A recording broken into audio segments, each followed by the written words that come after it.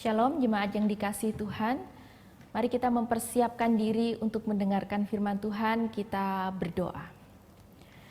Tuhan Allah Bapa Surgawi, Allah yang kami sembah di dalam nama Tuhan Yesus Kristus.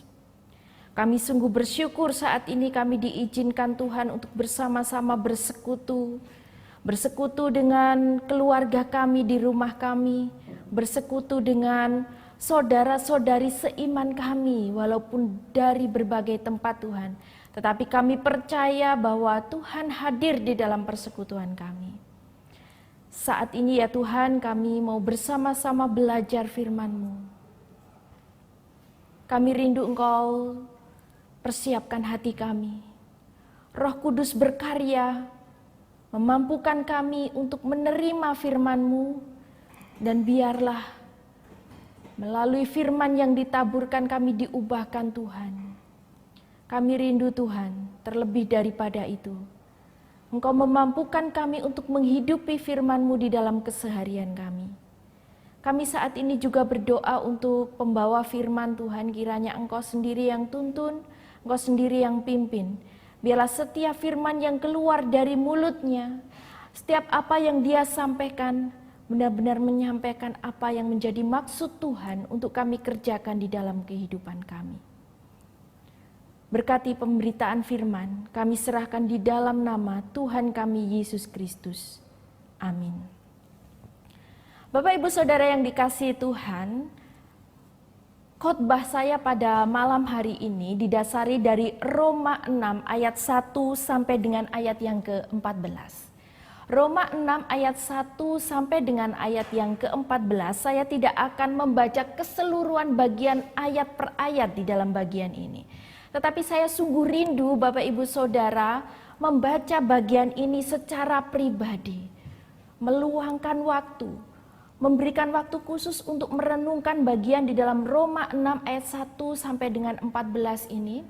Supaya kita mengerti siapa sesungguhnya diri kita di hadapan Tuhan dan bagaimana seharusnya kita hidup di hadapan Tuhan. Saya rindu mungkin nanti malam ketika kita mau tidur, kita berikan waktu yang terbaik. Renungkan bagian perikop ini. Atau besok pagi bangun tidur, buka mata, kita baca ya. Bapak Ibu Saudara baca masing-masing dan renungkan bersama. Nah, saat ini saya mau membaca beberapa ayat saja dari Roma 6 ayat 1 sampai 14. Saya baca ayat yang keempat. Demikian bunyinya, Bapak Ibu Saudara juga bisa bersama-sama membaca di rumah. Kita telah dikuburkan bersama dengan Dia oleh baptisan dalam kematian, supaya sama seperti Kristus telah dibangkitkan dari antara orang mati oleh kemuliaan Bapa, demikian juga kita akan hidup dalam hidup yang baru. Di sini dikatakan kita telah dikuburkan bersama dengan Dia oleh baptisan dalam kematian. Kita telah dikuburkan bersama dengan Dia oleh baptisan dalam kematian. Berarti kalau dikatakan dikuburkan berarti kita telah mati Bapak Ibu Saudara. Supaya sama seperti Kristus telah dibangkitkan dari antara orang mati oleh kemuliaan Bapa, demikian juga kita akan hidup dalam hidup yang baru. Dikatakan supaya sama seperti Kristus telah dibangkitkan dari antara orang mati oleh kemuliaan Bapa, demikian juga kita akan hidup di dalam hidup yang baru. Jadi ketika kita sudah mati, dibangkitkan, kita hidup dalam hidup yang baru. Demikian bunyi ayat yang keempat. Kita selanjutnya membaca ayat yang ke-12. Sebab itu hendaklah jangan lagi dosa berkuasa dalam tubuhmu yang fana, supaya kamu jangan lagi menuruti keinginannya. Dikatakan, sebab itu hendaklah dosa jangan lagi berkuasa dalam tubuhmu yang fana, supaya kamu jangan lagi menuruti keinginannya.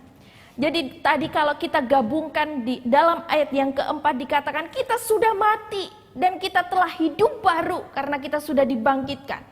Oleh sebab itu janganlah lagi kita dikuasai oleh dosa. Jangan lagi tubuh kita dikuasai oleh dosa. Kita mengikuti keinginannya. Jangan lagi. Kemudian ayat yang ke-13 kita baca bersama-sama. Dan janganlah kamu menyerahkan anggota-anggota tubuhmu kepada dosa untuk dipakai sebagai senjata kelaliman. Tetapi serahkanlah dirimu kepada Allah sebagai orang-orang yang dahulu mati tetapi yang sekarang hidup. Dan serahkanlah anggota-anggota tubuhmu kepada Allah untuk menjadi senjata-senjata kebenaran. Jadi, karena kita sudah mati bersama-sama dengan Kristus, dibangkitkan dan saat ini hidup baru, maka janganlah dosa lagi berkuasa di dalam hidup kita. Janganlah serahkan tubuh kita untuk melakukan dosa, tetapi serahkanlah tubuh kita untuk Allah sebagai senjata kebenaran. Amin. Demikianlah bunyi firman Tuhan, beberapa ayat yang terambil dari Roma 6 ayat 1 sampai dengan ayat 14 Bapak Ibu. Nah, beberapa waktu yang lalu di dalam kebaktian doa Rabu kita membahas tentang kebangkitan Yesus, kebangkitan Yesus, kebangkitan Yesus. Dan di situ kita tahu bahwa firman Tuhan telah digenapi karena kebangkitan Yesus. Tuhan telah mati dan kemudian telah bangkit dari antara orang mati. Firman Tuhan telah digenapi. Demikian menunjukkan bahwa iman kita kepada Yesus tidak sia-sia, Bapak Ibu. Iman kita kepada Yesus adalah iman yang penuh pengharapan kalau kita menyembah Allah yang benar. Kita menyembah Allah yang hidup, Allah yang menciptakan langit dan bumi, Allah yang berkuasa atas seluruh kehidupan kita. Jadi Bapak Ibu Saudara, kita sungguh bersyukur karena adanya kebangkitan Tuhan. Kebangkitan Tuhan menjadikan hidup kita penuh dengan pengharapan. Pengharapan kepada sesuatu yang tidak kosong, tetapi pengharapan kepada sesuatu yang pasti. Karena Allah yang kita sembah adalah Allah yang hidup. Nah, pada saat ini fokus kita membahas tentang kebangkitan Yesus yang menjadi undangan untuk hidup baru. Nah, kita akan membahas dari Roma 6 ayat 1 sampai dengan 14. Coba Bapak Ibu Saudara yang di rumah silahkan membuka Alkitabnya. Kita lihat dan amati kata demi kata yang ada di dalam Roma 6 ayat 1 sampai dengan 14 ini. Di dalam perikop Roma 6 ayat 1 sampai 14 ini diawali dengan kata jika demikian. Jadi dikatakan jika demikian bla bla bla gitu ya. Kalau kata-kata diawali dengan kata jika demikian, berarti ini menunjukkan adanya keterkaitan dengan perikop-perikop sebelumnya. Perikop-perikop sebelumnya menjarakan tentang konsep keselamatan yang begitu kental. Bapak Ibu Saudara yang dikasihi Tuhan, kalau Bapak Ibu membaca keseluruhan kitab Roma ini, kita akan mendapati doktrin-doktrin iman Kristen yang begitu penting di situ. Salah satunya kita bisa dapati tentang konsep keselamatan. Di dalam bagian ini kita akan melihat bahwa konsep keselamatan yang diajarkan kitab Roma, yang pertama, paling tidak ada dua hal. Yang pertama, keselamatan adalah anugerah yang tidak bisa diusahakan oleh kekuatan manusia. Jadi manusia mau berusaha seperti apapun untuk mendapatkan keselamatan, tidak bisa. Keselamatan hanya karena anugerah yang diberikan oleh Tuhan itu sendiri. Dan yang kedua, dosa yang dilakukan oleh orang percaya tidak membatalkan keselamatan yang diterimanya. Nah, Bapak Ibu Saudara yang dikasihi Tuhan, ketika ada konsep-konsep keselamatan semacam ini, paling tidak ada dua hal ini yang begitu penting Bapak Ibu Saudara. Akhirnya menimbulkan kontroversi. Kontroversi yang ada yang pertama, mengatakan demikian, jika keselamatan adalah anugerah, tidak bisa diusahakan oleh kekuatan manusia, Berarti orang percaya bisa hidup bebas berbuat dosa karena dosanya tidak akan membuat keselamatannya hilang. Nah, mungkin seringkali juga kita mendengarkan tentang pernyataan-pernyataan seperti ini. Atau mungkin di dalam kelompok ke hati kita juga membahas tentang kontroversi seperti ini. Jika keselamatan Allah anugerah tidak bisa diusahakan oleh tindakan manusia, berarti orang percaya hidup bebas berbuat dosa tanpa takut keselamatannya hilang. Dan yang kedua, ada pernyataan semacam ini. Jika keselamatan adalah anugerah, maka orang percaya yang berbuat dosa bebas dari hukuman dosa. Nah, Bapak Ibu Saudara yang dikasihi Tuhan, apakah benar pernyataan-pernyataan seperti ini? Pernyataan yang pertama yang mengatakan jika keselamatan adalah anugerah tidak bisa diusahakan oleh tindakan manusia, berarti orang percaya bisa hidup bebas berbuat dosa dan tidak takut bahwa keselamatannya akan hilang. Dan apakah benar jika keselamatan adalah anugerah, maka orang percaya yang berbuat dosa bebas dari hukuman dosa? Saat ini kita akan membahas dan menjawab dua kontroversi ini, Bapak Ibu Saudara. Yang pertama, kita akan bahas secara detail apakah keselamatan menjadikan seseorang itu bebas berbuat dosa karena keselamatannya tidak hilang. Kita baca di dalam Roma 6 ini, Bapak Ibu Saudara. Kita coba membaca ayat yang pertama sampai dengan ayat yang kedua. Dikatakan demikian. Jika demikian, apakah yang hendak kita katakan? Bolehkah kita bertekun di dalam dosa supaya semakin bertambah kasih karunia itu? Dikatakan sekali-kali tidak. Nah, Bapak Ibu Saudara yang dikasihi Tuhan, ternyata keselamatan yang didapatkan oleh orang percaya, Saudara, tidak membuat dia bebas berbuat dosa. Nah, kenapa Saudara? Jawabannya apa nih? Kenapa seperti itu? Bukankah keselamatan itu tidak bisa hilang? Tetapi kenapa orang yang menerima keselamatan ternyata tidak bebas berbuat dosa? Jawabannya adalah ayat ketiga sampai dengan keempat. Berbunyi demikian. Atau tidak tahukah kamu bahwa kita semua yang telah dibaptis dalam Kristus telah dibaptis dalam kematiannya? Dengan demikian kita telah dikuburkan bersama-sama dengan dia oleh baptisan dalam kematiannya. Supaya sama seperti Kristus telah dibangkitkan dari antara orang mati oleh kemuliaan Bapa, demikian juga kita akan hidup dalam hidup yang baru. Dikatakan Bapak Ibu Saudara, kita semua telah dibaptis dalam Kristus. Dan kita semua sudah mempunyai hidup yang baru. Nah, Bapak Ibu Saudara yang dikasihi Tuhan, apa maksudnya dibaptis di dalam Kristus itu, Saudara? Setiap orang yang percaya kepada Tuhan itu telah dibaptis oleh Roh Kudus, Saudara. Jadi di mana baptisan tersebut menjadikannya bersatu dengan Allah. Jadi dikatakan sekali lagi, setiap orang yang percaya itu telah mengalami baptisan Roh Kudus, Saudara. Jadi setiap orang percaya telah dibaptis oleh Roh Kudus. Dan baptisan oleh Roh Kudus itu menjadikannya bersatu kembali dengan Allah. Nah, Bapak Ibu Saudara yang dikasihi Tuhan, kalau berbicara mengenai baptisan, kita jangan membayangkan itu adalah baptisan seperti yang dilakukan gereja, sakramen baptis. Ketika seseorang maju ke depan di area mimbar, kemudian pendeta memercikkan atau memberikan air di kepalanya, kemudian dia dikatakan dibaptis. Bukan seperti itu. Akhirnya dia bersatu dengan Allah. Tidak, Bapak Ibu Saudara.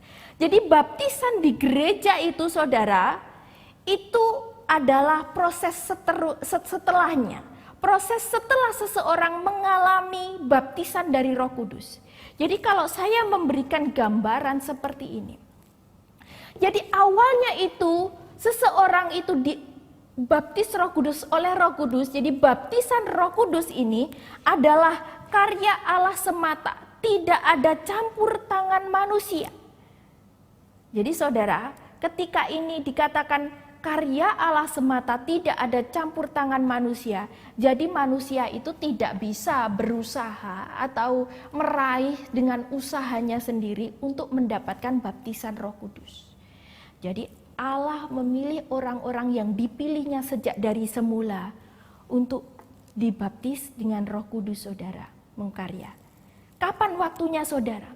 Sesungguhnya setiap kita tidak tahu baptisan Roh Kudus itu terjadi kapan tepatnya. Kita tidak tahu kapan tanggalnya, kapan harinya, kapan jamnya. Pastinya kita tidak tahu. Tetapi kita bisa merasakan ketika Allah berkarya di dalam hidup kita, mengubah hidup kita. Jadi Bapak Ibu Saudara, ketika baptisan Roh Kudus terjadi di dalam diri seseorang, paling tidak seseorang itu akan mengaku bahwa Yesus adalah Tuhan, percaya kepada Dia, dan kemudian menyerahkan hidup sepenuhnya kepada Dia. Jadi ini mendahului baptisan yang ada di gereja. Ini mendahului sakramen baptisan yang dilakukan gereja-gereja.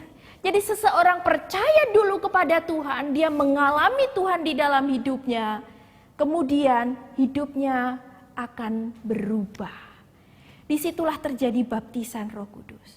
Nah, kalau kita lihat prosesnya Bapak Ibu Saudara, ketika seseorang sudah mengaku percaya kepada Tuhan, menyerahkan hidup kepada Tuhan, bisa setahun setelah itu dia baru mendaftarkan diri dengan inisiatifnya untuk supaya mendapatkan baptisan gerejawi. Atau setelah 3 tahun, atau setelah 1 bulan, masing-masing orang berbeda-beda. Jadi baptisan Roh Kudus itu terjadi dulu. Orang percaya, yakin kepada Tuhan. Kemudian dia berinisiatif mendaftarkan diri ke gereja untuk menerima baptisan. Gereja kemudian mengadakan kelas katekisasi dan menjadwalkan untuk mengadakan sakramen baptisan kepada orang-orang yang sudah mengaku percaya itu. Nah, Bapak Ibu Saudara yang dikasihi Tuhan, orang yang sudah percaya kepada Tuhan adalah orang-orang yang telah mati bagi dosa dan hidup bagi Allah. Di dalam Roma 6 ayat 6 sampai dengan 11 itu dikatakan bahwa orang percaya, orang yang selamat itu mati bagi dosa. Apa itu mati bagi dosa, Bapak Ibu Saudara? Coba kita baca dulu di dalam ayat yang ke-6 sampai dengan ayat yang ke-7. Demikian bunyi firman Tuhan. Karena kita tahu bahwa manusia lama kita telah turut disalibkan, supaya tubuh dosa kita hilang kuasanya. Jangan lagi kita menghambakan diri lagi kepada dosa. Sebab siapa yang telah mati, ia telah bebas dari dosa. Kita dikatakan mati bagi dosa. Kemudian orang selamat itu, orang percaya itu hidup bagi Allah. Ayat 8 sampai 11 saya baca demikian. Jadi jika kita telah mati dengan Kristus, kita percaya bahwa kita akan hidup juga bersama dengan Dia. Karena kita tahu bahwa Kristus sesudah Ia bangkit dari antara orang mati, tidak mati lagi, maut tidak berkuasa lagi atas Dia. Sebab kematiannya adalah kematian terhadap dosa 1 kali untuk selama-lamanya. Dan kehidupannya adalah kehidupan bagi Allah. Demikianlah hendaknya kamu memandangnya bahwa kamu telah mati bagi dosa, tetapi kamu hidup bagi Allah dalam Kristus Yesus. Jadi mati bagi dosa dan hidup bagi Allah di dalam Kristus Yesus. Nah, kehidupan orang-orang selamat, orang-orang percaya yang mati bagi dosa, hidup bagi Allah, ini dinamakan hidup baru, Bapak Ibu Saudara. Hidup baru. Jadi kalau saya definisikan, hidup baru itu adalah hidup bersama dengan Kristus, mengenal Allah, menikmati kebenaran, damai sejahtera, dan sukacita oleh Roh Kudus, di mana seluruh ancaman kematian dihapuskan. Loh, kok dikatakan dihapuskan Bapak Ibu Saudara? Berarti apakah orang percaya Sudah tidak ada ancaman kematian lagi? Ya, semua orang yang percaya, yang hidup baru, dia tidak akan menerima ancaman kematian, Bapak Ibu Saudara, yaitu kematian secara rohani. Secara rohani, orang yang sudah hidup baru, dia akan tetap hidup. Tubuh jasmani kita akan kita tinggalkan, Bapak Ibu Saudara. Akan kembali menjadi debu. Kita semua akan meninggalkan dunia ini, Saudara. Dan kita akan bersama-sama dengan Allah. Jadi seorang yang percaya ketika dia dipanggil Bapa berpulang, maka Saudara, dia sesungguhnya tidak mati, tetapi hidup bersama-sama dengan Allah. Semuanya akan kita tinggalkan dan kita akan kembali kepada Bapa surgawi itu. Bersyukur bagi orang-orang percaya. Karena ketika kita kembali kepada Bapa, kita akan mengalami damai sejahtera secara kekal. Tidak mengalami pergumulan-pergumulan lagi. Kita hanya bersukacita bersama dengan Tuhan Yesus Kristus dan Allah Bapa di surga. Bapak Ibu Saudara yang dikasihi Tuhan, proses hidup baru seperti ini. Jadi kalau kita melihat di dalam kitab Kejadian, hidup kita, pertama kali Tuhan menciptakan manusia di dalam kondisi yang baik.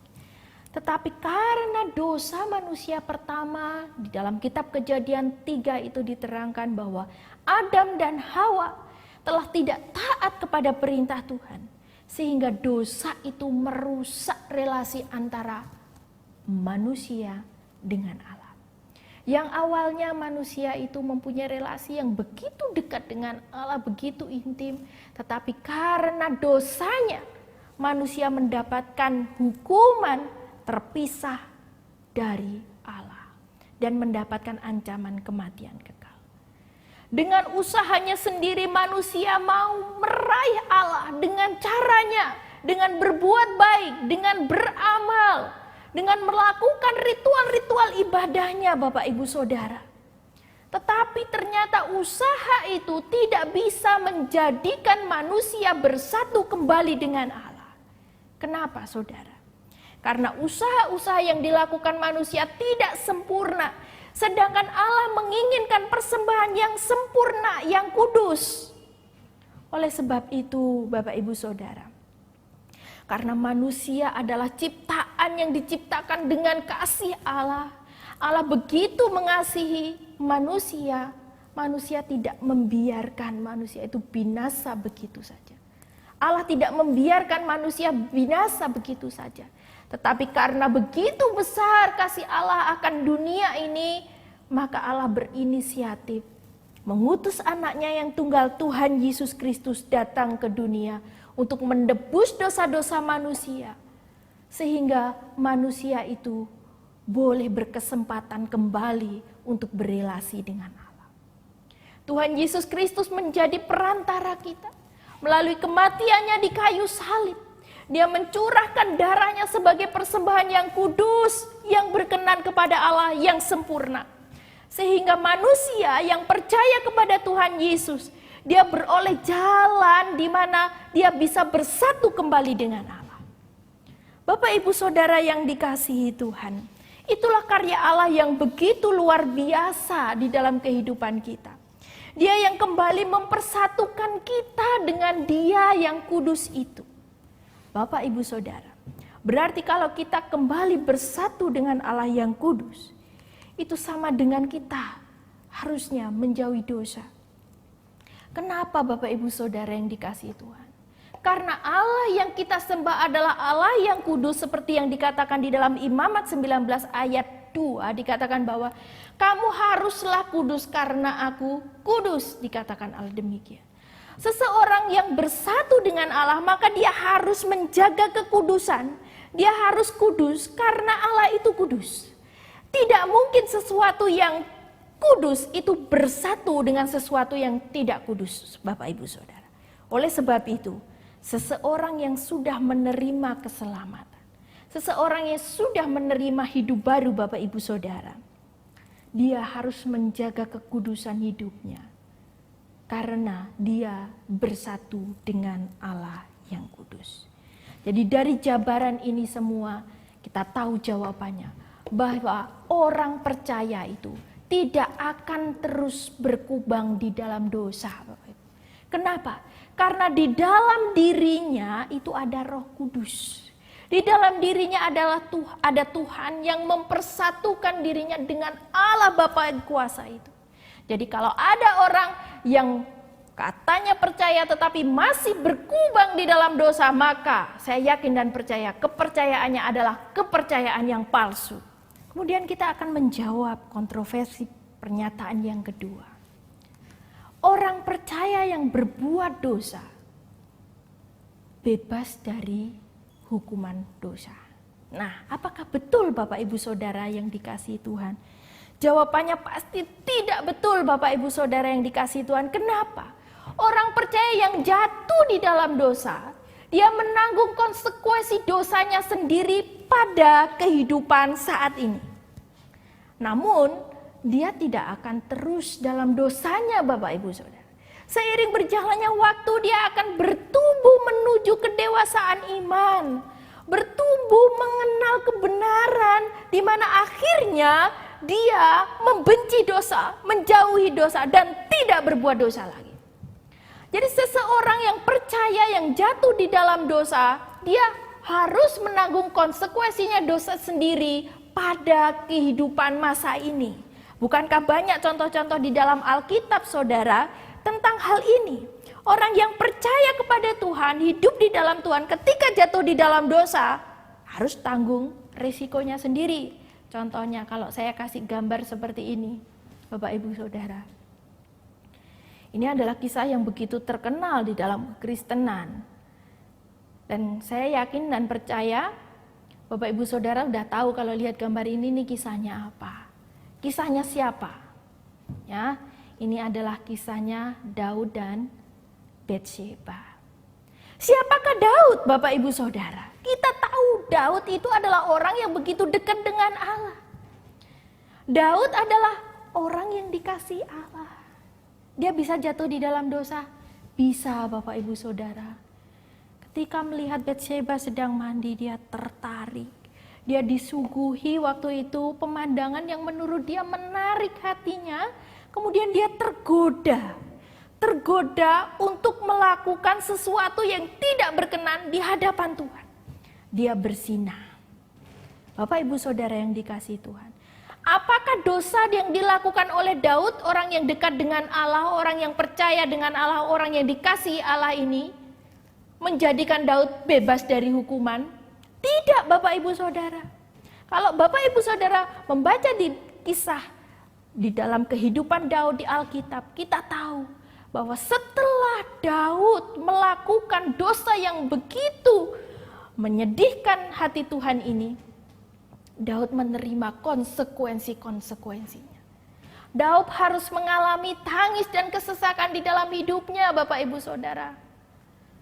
Bapak Ibu Saudara yang dikasihi Tuhan, bertumbuh menjadi dewasa. Dalam bahasa Yunaninya di dalam kitab Perjanjian Baru, bertumbuh itu pakai bahasa auxonalokso yang artinya proses pertumbuhan seperti tanaman, Bapak Ibu Saudara. Jadi kalau kita melihat tanaman menjadi tanaman yang kelihatan, itu tidak langsung begitu saja. Berasal dari benih. Benih yang ditanam di tanah tidak dibiarkan juga begitu saja. Tetapi membutuhkan makanan, sari-sari makanan di dalam tanah itu. Maka perlu dipupuk Bapak Ibu Saudara. Perlu disirami air. Dan perlu pencahayaan matahari yang baik. Sehingga benih yang ditanam itu bisa bertunas, bertumbuh, dan kemudian menjadi tanaman dewasa. Demikianlah kehidupan kita di hadapan Tuhan. Kalau kita mau kerohanian kita bertumbuh menjadi dewasa, maka kita juga perlu pelihara itu dengan baik. Kita perlu siraman air yang baik. Kita perlu pupuk yang baik, kita perlu matahari yang menyinari yang baik Bapak Ibu Saudara sehingga bertumbuh sehat. Apa itu pupuknya? Apa itu airnya? Apa itu mataharinya Bapak Ibu Saudara? Supaya kita bertumbuh menjadi dewasa rohani. Apa itu? Pupuk, air, dan mataharinya. Yaitu firman Tuhan. Ketika firman Tuhan tertanam di dalam diri kita dan mengakar di dalam kehidupan kita, maka itu menjadi landasan yang begitu kuat untuk kita menjalani kehidupan kita. Di dalam segala badai apapun yang menerjang kehidupan kita, kalau dasar kita adalah firman Tuhan, maka kita akan tetap berdiri kuat. Kita akan tetap teguh karena firman itu yang akan menguatkan kehidupan kita.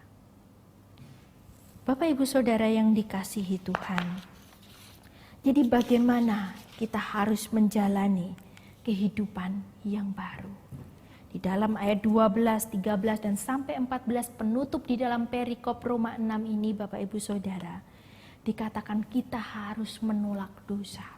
Gimana menolak dosa Saudara? Ya Saudara, karena sesungguhnya setiap hari kita diperhadapkan dengan pilihan-pilihan.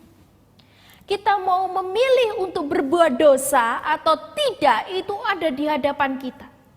Jadi Bapak Ibu Saudara, kita harus memilih mana yang benar. Di dalam ayat yang ke-12 dikatakan bahwa sebab itu hendaklah dosa jangan berkuasa lagi dalam tubuhmu yang fana, supaya kamu jangan lagi menuruti keinginannya. Tolaklah dosa itu Bapak Ibu ketika kamu diperhadapkannya. Kenapa Bapak Ibu Saudara? Karena ketika kita melakukan dosa, kita akan menerima konsekuensinya dan itu juga akan menjauhkan kita dari Tuhan. Memang keselamatan tidak hilang, tetapi dosa akan menjadikan kita hidup bergumul. Gimana caranya menolak dosa? Bapak Ibu Saudara, kita bersyukur. Kita sebagai orang-orang yang percaya, kita tidak berjuang menolak dosa dengan kekuatan kita sendiri. Kenapa? Karena Allah di dalam diri kita itu memberikan anugerah Roh Kudus. Roh Kudus yang akan memampukan kita untuk menolak dosa ketika kita mau. Jadi terus berelasi dengan Tuhan. Minta kekuatan Roh Kudus untuk bisa hidup di dalam kebenaran menolak dosa. Dan kita tidak lagi menyerahkan anggota-anggota tubuh kita kepada dosa. Tetapi menyerahkan anggota tubuh kita untuk melakukan sesuatu yang sesuai dengan firman Tuhan. Untuk melakukan kebenaran Tuhan. Berbuat baik untuk kemuliaan Tuhan. Melayani Tuhan dengan tubuh kita. Nah, Bapak Ibu Saudara yang dikasihi Tuhan, saya akhiri khotbah saya dengan satu kisah. Xenia Remi Soval. Siapakah dia? Dia adalah seorang perempuan Kenya, Saudara. Seorang perempuan Rusia, Saudara. Dia merupakan psikolog kebun binatang. Pada suatu saat tahun 2013, dia mengadopsi 9 anak babi dan seekor babi besar. Jadi dia mengadopsi 10 babi dari kebun binatang di mana dia bekerja. Dia mengadopsi, tidak hanya mengadopsi terus kemudian membuat kandang, dikandangkan di satu kandang tertentu. Tidak, tetapi ternyata dia memeliharanya di apartemennya, Bapak Ibu Saudara. Dia memeliharanya seperti memelihara seekor anjing kesayangan atau seekor kucing kesayangan. Dia memandikan tiap hari, membersihkan semuanya, merawat dengan baik. Dan bahkan memberi makanan-makanan yang higienis, Bapak Ibu. Tapi selang beberapa waktu setelah dia mengadopsi ke-10 babi tersebut di apartemennya, tetangga-tetangganya komplain, Bapak Ibu. Bayangin, 10 babi berada di apartemen. Tetangga-tetangganya komplain, kenapa? Aduh, kamu kok memelihara babi? Rumahmu ini sudah kayak kandang, bau dan sebagainya. Dan tidak hanya 1-2 tetangga yang komplain, banyak tetangga di situ komplain tentang apa yang dilakukan Xenia ini, Bapak Ibu Saudara. Tapi apa jawaban Xenia? Apa respon Xenia terhadap komplain-komplain yang dilakukan tetangganya? Xenia mengatakan, Tidaklah, rumahku tidak seperti kandang, karena setiap hari aku memandikan babi-babi ini dengan baik, dengan bersih. Babi-babiku jadi wangi, dan dia aku beri makan makanan yang higienis.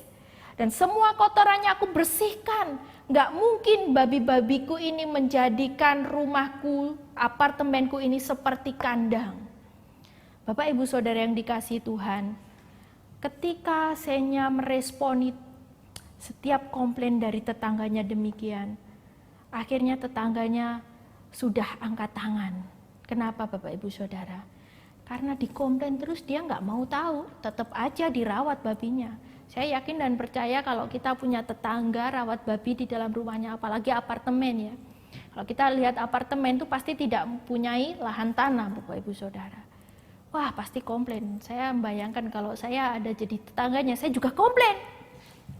Tapi karena Senya tidak merespon komplain dari tetangganya, akhirnya tetangganya ini menempuh jalur hukum. Dilaporkan ke pihak yang berwajib Bapak Ibu Saudara. Setelah itu pihak yang berwajib menginvestigasi dan kemudian ditetapkan bahwa Senya bersalah. Senya bersalah melanggar suatu tatanan lingkungan Bapak Ibu Saudara.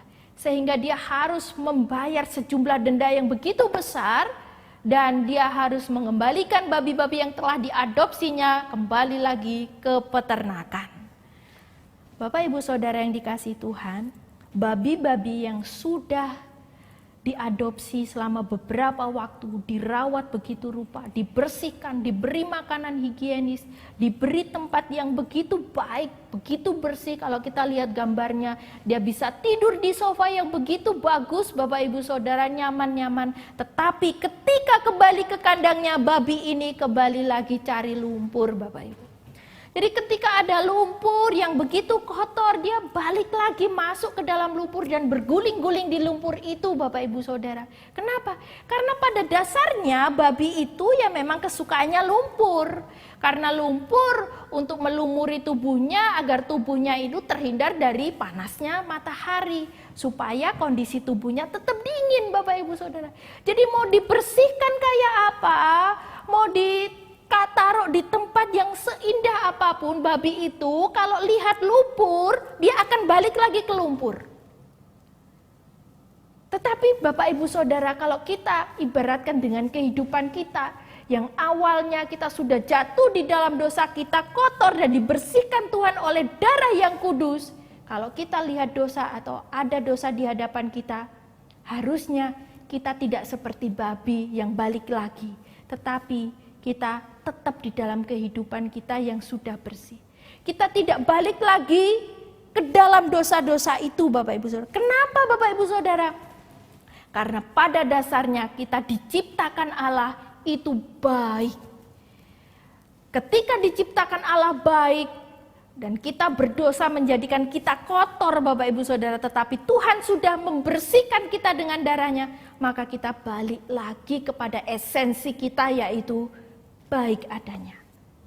Bapak Ibu Saudara yang dikasihi Tuhan, tentunya saya yakin dan percaya kita tidak mau disamakan dengan kehidupan babi. Karena kita berbeda. Kita diciptakan Allah secara baik, secara sempurna.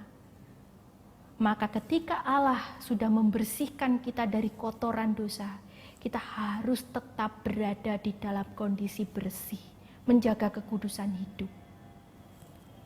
Mari kita bersama-sama menghidupi kehidupan yang baru yang dianugerahkan Tuhan. Dengan menjauhi dosa dan hidup menjaga kekudusan di hadapan Allah. Mari kita berdoa. Tuhan, kami bersyukur firman-Mu mengingatkan kami bahwa kami adalah orang-orang yang ditebus Tuhan. Yang telah dibersihkan Tuhan dari dosa-dosa kami. Kami telah diadopsi Tuhan. Menjadi anak Tuhan, dipersatukan kembali dengan Tuhan melalui kematian Yesus Kristus di kayu salib. Tuhan, kami bersyukur atas anugerah-Mu itu. Oleh sebab itu mampukan kami untuk menghidupi kehidupan yang baru yang Tuhan anugerahkan. Untuk terus berjuang hidup di dalam kebenaran. Mampukan kami untuk terus berjuang hidup di dalam apa yang Tuhan kehendaki di dalam kehidupan kami. Terima kasih Tuhan, tuntunlah kami. Supaya kami bisa menghidupi firman-Mu dan hidup kami memuliakan nama-Mu. Terpujilah nama-Mu Tuhan. Di dalam nama Tuhan Yesus Kristus kami berdoa. Amin. Tuhan memberkati kita semua.